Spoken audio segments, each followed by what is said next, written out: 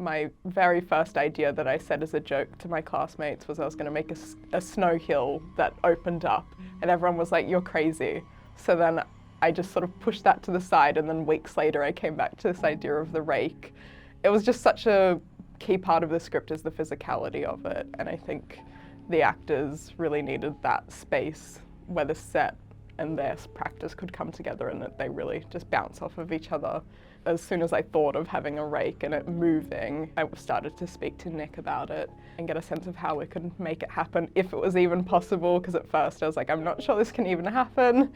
And that collaboration happens throughout until the show opens, all the technical side of things. It was a lot of complicated with the grid and lighting and all the effects. We wanted to keep it very true to Gothic horror and the original text of Mary Shelley. And I think me and Ben really loved the idea that this whole time these floorboards felt so solid and so they were so grounded. Like there was this one thing you could trust was always going to be there, was these solid floors, and then all of a sudden it opens up and we're in an ice cave.